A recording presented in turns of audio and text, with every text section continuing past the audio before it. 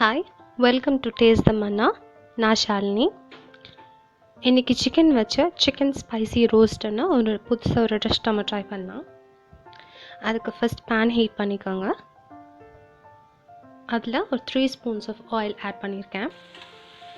Oil heat ஆனதும் நல்லா 3 பெரிய வெங்காயத்தை நல்லா சாப் பண்ணி அதில் ஆட் பண்ணி அதை நல்லா வதக்கிக்கோங்க. வெங்காயம் வந்து நல்லா டிரான்ஸ்பரண்ட் ஆக வரைக்கும் வதக்கிக்கோங்க.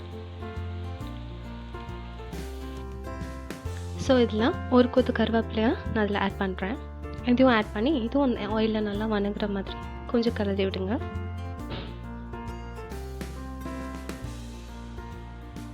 இது கூட ஒரு 3 பச்சை மிளகாவை நல்லா சின்னதாக சாப் பண்ணி அதையும் இதில் நான் ஆட் பண்ணியிருக்கேன்.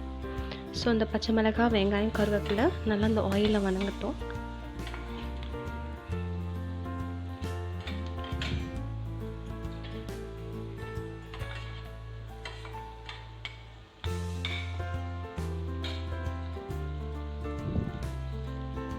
இப்போ இந்த வெங்காயம் நல்லா வணங்கிடுச்சு. இந்த ஸ்டேஜில் நான் அரைச்சி வச்சுருக்க ஜிஞ்சர் கார்லிக் பேஸ்ட்டை இதில் ஆட் பண்ணுவேன்.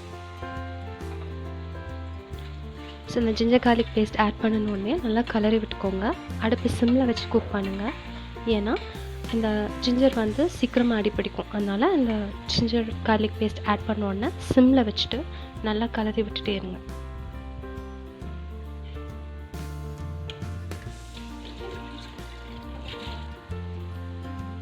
இப்போ இந்த ஜிஞ்சர் கார்லிக் பேஸ்ட் நல்லா வணங்கிடுச்சு. இந்த ஸ்டேஜில் நான் ஒரு 2 spoons of pepper powder add பண்ணியிருக்கேன்.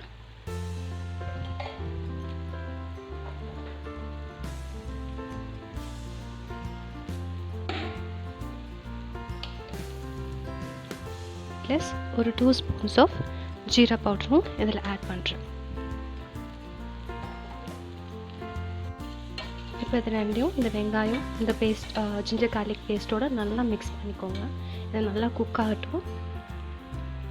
இப்போ இது ஓரளவுக்கு குக் ஆனோன்னு இதில் நான் 3 spoons of red chilli powder add பண்ணுறேன்.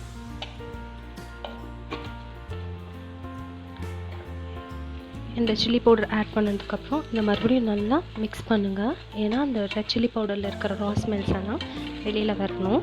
அப்போ தான் உங்களுக்கு அந்த டிஷ் வந்து நல்லா டேஸ்டியாக இருக்கும். ஸோ இந்த மசாலாவை நல்லா கலரி விட்டுட்டே இருங்க. இது நம்ம ரெடி ஆகிடுச்சான்னு கண்டுபிடிக்கிறதுக்கு ஒரு சின்ன ட்ரிக் இருக்குது.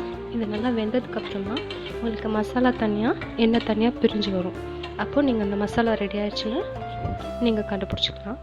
இப்போ பாருங்கள், எண்ணெய் தனியாக, மசாலா தனியாக வந்துடுச்சு. ஸோ இந்த ஸ்டேஜில் சிக்கன் பீசஸை நல்லா ஆட் பண்ணுறேன்.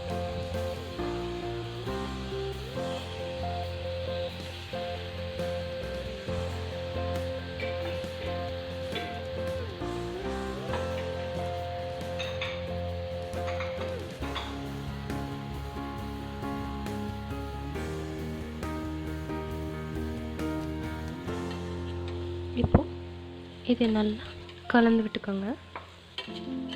இந்த மசாலா, இந்த சிக்கன் ரெண்டையும் நல்லா கலந்து விட்டுக்கோங்க. இதில் ஒரு முக்கியமான விஷயம் என்னென்னா, இதில் நம்ம தண்ணியே சேர்க்க போகிறதில்ல. இந்த சிக்கன்லேருந்து வர தண்ணியை மட்டுமே வச்சு நம்ம அந்த சிக்கன் டிஷ் நம்ம ரெடி பண்ண போகிறோம்.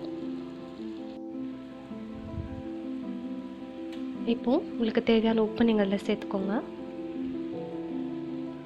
உப்பு சேர்த்ததுக்கப்புறமா மறுபடியும் அந்த சிக்கனை நல்லா ஒரு தடவை நல்லா கிளறி விட்டுட்டு இதையா மூடி வச்சு ஒரு 15 மினிட்ஸ் சிம்மில் குக் பண்ணுங்கள்.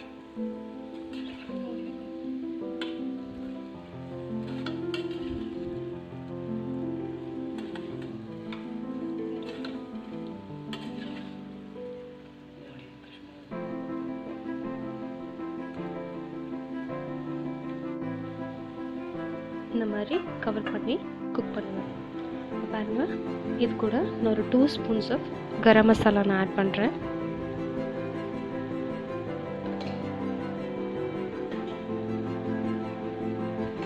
இதில் பாருங்கள், நான் தண்ணியே சேர்க்கல. ஆனால் அந்த சிக்கன்லேருந்து வர தண்ணியே அதுக்கு தேவையான அளவுக்கு மாய்ஸ்சரை கொடுத்து அது குக் ஆகிறதுக்கு ஹெல்ப் பண்ணுது.